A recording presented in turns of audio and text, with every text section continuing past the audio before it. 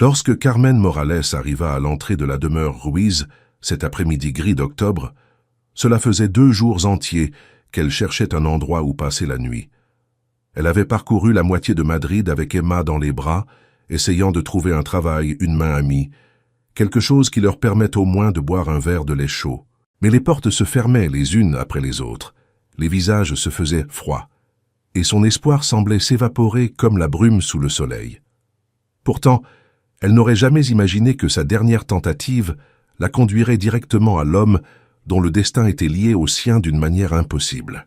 La demeure se dressait imposante au sommet d'une colline, entourée de murs de pierre et de jardins à l'abandon depuis que le propriétaire avait cessé de vivre parmi les vivants, bien que son corps continuât à respirer. Alejandro Ruiz avait cessé d'être un homme complet depuis la mort de son épouse et de sa fille, 5 ans plus tôt. Son empire d'entreprise continuait de croître, mais son âme s'était figée. Et cet après-midi-là, il était dans son bureau, absorbé par des rapports, lorsqu'il entendit la sonnette.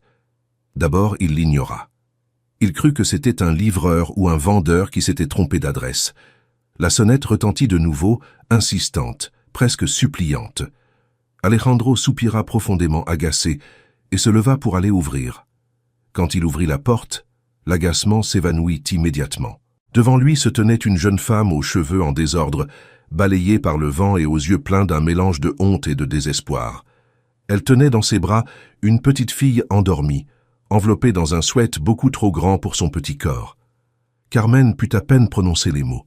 Sa voix n'était qu'un fil brisé, fragile. « Puis-je nettoyer votre maison en échange d'une assiette de nourriture pour ma fille ?» Alejandro cligna des yeux, incapable de traiter immédiatement la supplique. C'était une phrase simple, mais elle portait un poids brutal. Quelque chose dans le ton brisé de Carmen traversa les couches de glace qu'il avait lui-même construites autour de son cœur.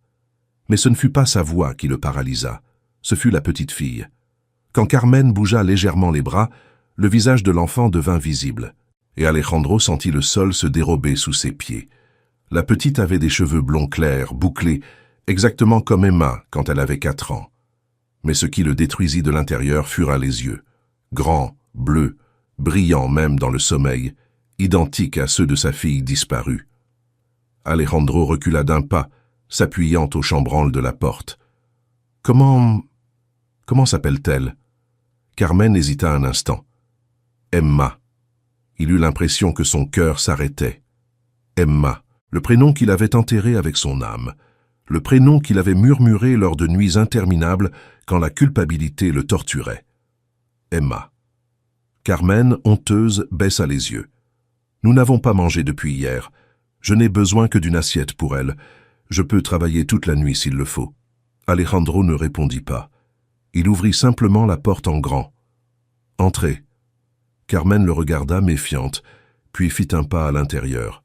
Son corps tremblait de froid, mais aussi de peur. Elle ne savait pas qui était cet homme, ni pourquoi il l'invitait à entrer, mais elle n'avait pas d'autre choix.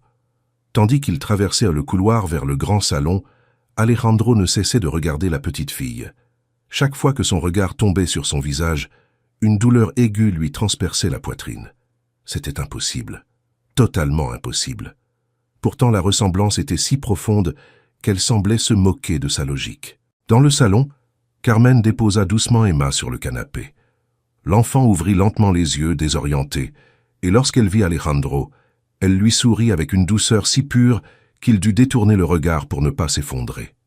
« Bonjour », murmura la petite fille, puis avec cette innocence capable de désarmer n'importe quel mur, « Tu es mon papa. » Carmen sursauta. « Emma. » « Ne dis pas ça, ma chérie. »« Pardon, monsieur. Parfois, elle... »« Ce n'est rien, » répondit Alejandro sans pouvoir regarder Carmen dans les yeux.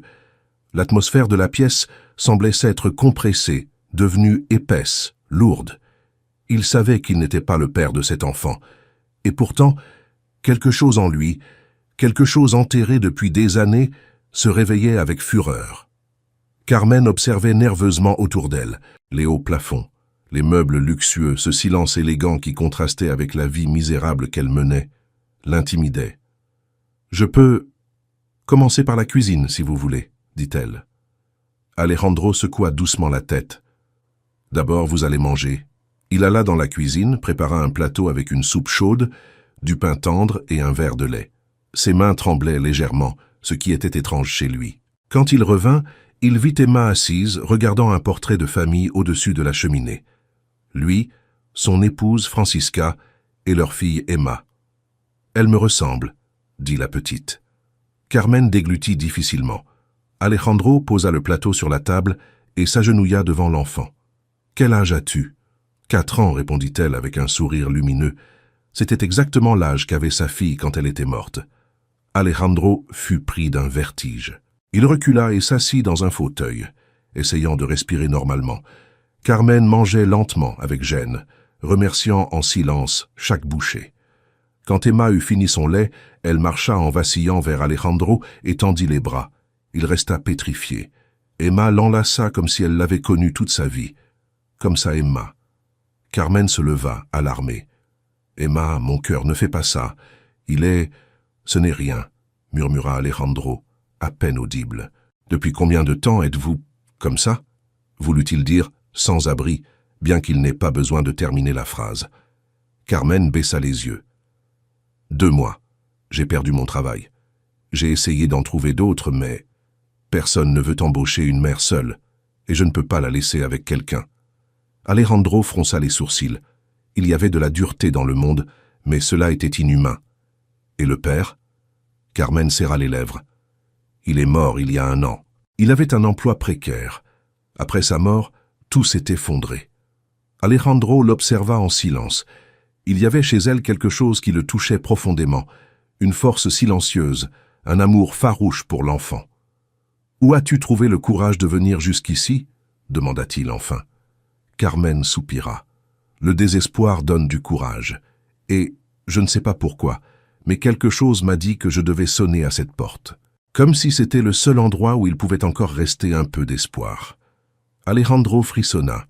Parfois l'intuition garde des vérités impossibles. Il observa l'enfant du coin de l'œil. Cette ressemblance n'était pas normale. Et le doute commença à germer en lui comme une graine dangereuse. Et si quelque chose se cachait derrière ? Et si ce destin qu'il avait tant haï lui montrait un chemin qu'il ignorait exister? Alejandro ne put pas dormir cette nuit-là. Il marchait de long en large dans son bureau comme un homme pris entre la raison et un pressentiment qui refusait de mourir. La pluie frappait les vitres avec force, accompagnant son agitation. Dans la chambre d'amis, Carmen dormait enlacée avec Emma, épuisée après le dîner chaud et la douche qu'elles avaient prise. La petite s'était endormie presque instantanément, murmurant quelque chose à propos de « papa » dans son sommeil. Alejandro passa des heures à les observer depuis la porte entr'ouverte, n'osant pas entrer mais incapable de s'éloigner complètement. Il se sentait comme un intrus dans une scène qui n'aurait pas dû lui appartenir. Et en même temps, il avait l'impression que cette image de sérénité lui avait été volée des années plus tôt. Qui était cet enfant? Pourquoi portait-elle le même prénom que sa fille? Pourquoi ses yeux semblaient-ils sortis de son passé? Quand enfin il s'obligea à s'éloigner, il se dirigea vers le salon. Il alluma la cheminée, se servit un verre de whisky, mais le goûta à peine. Quelque chose lui brûlait la poitrine, quelque chose qui dormait depuis des années. Et alors il prit la décision. Il ne pouvait pas l'ignorer. Le lendemain, il emmènerait Carmen et Emma à l'hôpital où il avait vu sa fille morte pour la dernière fois. À l'aube, alors que le ciel était encore teinté d'un bleu sombre, Carmen se réveilla en sursaut. Elle avait rêvé que quelqu'un essayait de lui arracher Emma. En regardant la petite à ses côtés, endormie paisiblement, elle ressentit un soulagement immédiat. Cependant, en entendant des pas qui s'approchaient, elle se raidit. Alejandro apparut dans l'encadrement de la porte. « J'ai préparé le petit déjeuner, dit-il d'une voix maîtrisée. Il faut que nous parlions. » Quelques minutes plus tard, ils étaient dans la cuisine. Carmen mangeait avec prudence, observant chaque mouvement d'Alejandro. Elle savait qu'il y avait quelque chose d'étrange dans son comportement, quelque chose de plus profond que la simple compassion. « Je veux vous emmener à l'hôpital d'El Escorial, » dit-il sans détour. Carmen posa sa fourchette. « Pourquoi ?»« Parce que j'ai besoin de réponses. Et peut-être toi aussi. » Carmen fronça les sourcils, sentant une peur inconnue lui grimper le long de la colonne vertébrale. « Je ne comprends pas. »« Moi non plus, » répondit Alejandro avec sincérité. « Mais il s'est passé quelque chose il y a 5 ans. Quelque chose qui ne colle pas. Et je crois que ta fille pourrait être liée à cela. Carmen serra la main d'Emma. Emma est ma fille. Je l'ai eue en 2019. Dans quel hôpital? Je ne me souviens plus du nom. J'étais seule. Ma mère venait juste de mourir. C'était une période très difficile. Mais je sais qu'elle est à moi. Je n'en doute pas, dit Alejandro doucement. Mais j'ai besoin de savoir pourquoi elle ressemble autant à ma fille. Carmen resta immobile. Un mélange d'indignation, de peur et de confusion traversa son visage. Vous êtes en train de suggérer que cet enfant n'est pas la mienne? Alejandro nia immédiatement. Non. Je dis qu'il y a peut-être eu quelque chose que quelqu'un ne nous a pas raconté, et je veux le découvrir. Pour elle, et aussi pour toi. Carmen regarda Emma qui jouait avec une tartine, inconsciente de l'attention. Finalement, elle hocha la tête avec un soupir. D'accord, mais ne me demandez pas de lui rendre ma fille, quoi qu'il arrive. Alejandro sentit un nœud dans l'estomac. Je ne vais pas te demander ça, mais j'ai besoin de comprendre. Le trajet jusqu'à l'hôpital fut silencieux. Le paysage montagneux semblait les envelopper dans une atmosphère de mystère. À leur arrivée, le docteur Benitez, déjà grisonnant et au visage fatigué, les reçut dans son bureau. Alejandro lui expliqua brièvement son inquiétude. Le médecin regarda Emma et pâlit. « Elle ressemble trop, murmura-t-il. On dirait que je vois un fantôme. » Carmen serra Emma très fort. « Qu'est-ce que vous dites? Qu'il y a 5 ans, il y a eu une erreur, répondit le docteur en baissant les yeux. Ou quelque chose de pire. Alejandro sentit un spasme dans la poitrine. « Expliquez-vous. » Le docteur se leva et ouvrit un vieux dossier. Documents jaunis, rapports manuscrits, tampons flous. « La nuit de l'accident qui a tué votre épouse et votre fille, » expliqua le médecin. Une autre petite fille du même âge environ a été admise après un autre accident. La confusion était énorme. Beaucoup de personnel, de patients, le chaos. Nous avons identifié les corps d'après les objets trouvés, mais aucune analyse ADN n'a jamais été effectuée, bien qu'elle ait été programmée. Carmen ouvrit grand les yeux de peur. « Mais moi, j'ai reçu Emma en adoption. » Le docteur hocha la tête. « Oui. Et il est possible que l'enfant que vous avez reçu ne soit pas la fille biologique du couple décédé, mais la fille de l'épouse de M. Ruiz. » L'air sembla disparaître de la pièce. Carmen resta sans voix. Alejandro sentit ses genoux fléchir. Emma, sans rien comprendre, jouait avec un crayon sur le bureau. « Non, » dit Carmen, les larmes aux yeux. « Ce n'est pas possible. Je l'ai élevée. Je l'ai aimée. Elle est à moi. » « Et elle le restera, » ajouta le docteur pour tenter de la calmer. « Mais il est probable qu'elle soit aussi la fille biologique d'Alejandro. » Un silence lourd tomba sur les 3 adultes. Alejandro déglutit, sentant le passé s'effondrer pour laisser place à une nouvelle vérité douloureuse. « Qui a autorisé cet échange ?» demanda-t-il d'une voix rauque. Le docteur hésita, visiblement mal à l'aise. « Il y a eu quelqu'un, un homme qui est venu avec des documents de l'assurance. Il disait travailler pour vous. Il avait une cicatrice à la main gauche. » Alejandro ferma les yeux. « Mendoza. » Carmen fronça les sourcils. « Qui est-ce ?»« Un homme qui a ruiné ma vie avant même l'accident. Et maintenant je vois qu'il a essayé de la détruire après. » Le docteur poursuivit. « Il a dit qu'il voulait vous éviter la douleur de voir votre fille dans cet état. Il a présenté des papiers qui semblaient authentiques. Il m'a mis la pression. Et ensuite, il a organisé l'envoi de l'enfant survivante en adoption immédiate. Et on n'a jamais vérifié son identité ?» demanda Alejandro incrédule. « J'ai cru bien faire. Je suis désolé. Très en retard, mais je suis désolé. » Carmen se leva, tremblante. « Je ne savais rien.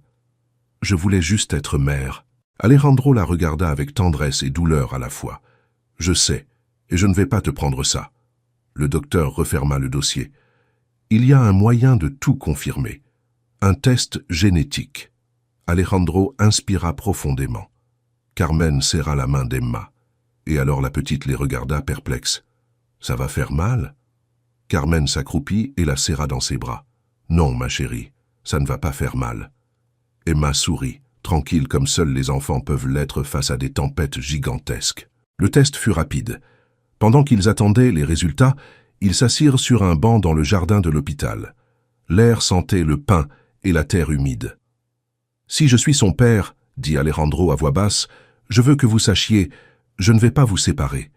Je ne veux pas lui enlever la seule stabilité qu'elle a connue. » Carmen pleurait en silence. « J'ai toujours eu peur de la perdre, depuis le jour où on me l'a confiée. Comme si quelque chose en moi savait qu'elle n'était pas totalement à moi. » Alejandro posa une main sur la sienne. « Peut-être que tu n'es pas sa mère biologique, mais tu es la mère de son cœur, et ça compte autant que le sang. » Carmen le regarda, les yeux brillants. « Que va-t-il se passer ensuite ? » « Je ne sais pas, répondit-il sincèrement, mais tu n'auras pas à affronter seul ce qui viendra. » À cet instant, le docteur apparut à la porte. Il tenait une enveloppe à la main. Tous deux se levèrent en même temps, le cœur serré. Quand il ouvrit l'enveloppe et lut le résultat, ses lèvres tremblèrent. Emma est la fille d'Alejandro. Carmen laissa échapper un sanglot. Alejandro sentit le monde se rétrécir. Mais avant qu'il puisse serrer Emma dans ses bras, le docteur ajouta autre chose. Et il y a un autre détail. Quelqu'un a essayé d'effacer des registres. Quelqu'un est revenu à l'hôpital il y a quelques mois pour s'assurer que rien ne sorte. Ce n'était pas seulement une erreur médicale. C'était un crime. Carmen porta la main à sa bouche. Alejandro sentit une colère calme, dangereuse, s'allumer en lui. Mendoza. Ça ne s'arrête pas là. Alejandro retrouva Mendoza dès cette même semaine. Il ne chercha pas une vengeance physique, mais la justice. Il remit des preuves, des enregistrements et des documents aux autorités. Mendoza fut arrêté pendant que Carmen observait en silence, tenant Emma par la main. Quand tout fut terminé, ils rentrèrent à la demeure Ruiz, où la vie semblait enfin respirer. Emma, courant dans le jardin, appela les deux adultes pour jouer. Carmen et Alejandro se regardèrent. Ils n'étaient pas un couple, mais ils étaient une famille. La douleur avait réuni ce que le destin avait séparé. En serrant Emma dans leurs bras au coucher du soleil, ils comprirent quelque chose de simple. Aucun mensonge, aucun crime, ni aucune perte ne pourrait effacer l'amour que tous trois partageaient désormais.